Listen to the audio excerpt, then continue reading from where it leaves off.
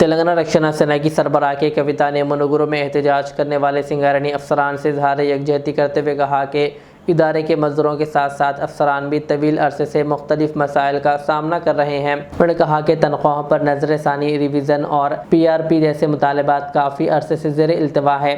कविता ने रियासती हुकूमत और सिंगारणी इंतज़ामिया से मुतालबा किया कि अफसरान और मुलाजिमीन के मसाइल फौरी हल किए जाएँ ताकि इन्हें बार बार एहतजाज ना करना पड़े।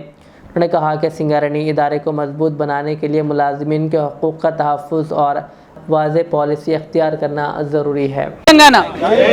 जय सिंगरेणी। అనేక మంది తెలంగాణ బిడ్డలకు అన్నం పెడుతున్నటువంటి సంస్థ సింగరేణి। మరి అటువంటి సంస్థలో ఇవాళ కార్మికులు డిస్ట్రెస్లో ఉన్నారు।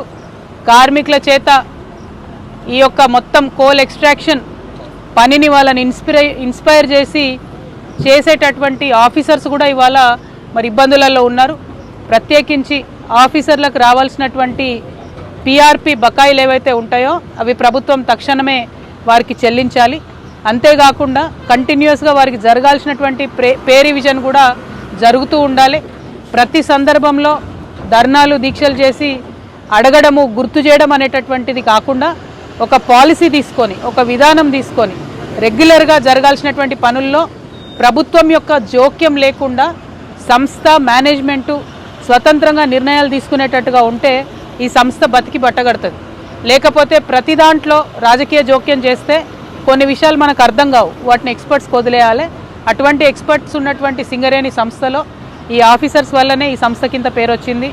వారి ఆధ్వర్యంలో పనిచేస్తున్న కార్మికుల వల్లనే ఈ సంస్థకింత ప్రొడక్షన్ వస్తుంది। కాబట్టి ఖచ్చితంగా ఆఫీసర్స్ పక్షాన మేనేజ్మెంటు త్వరితగతిన ఆలోచించి నిర్ణయం తీసుకోవాలి। సిగ్గుచేటు ఏంటంటే ఇది 12వ రోజు దీక్ష చేస్తూ ఉన్నారు।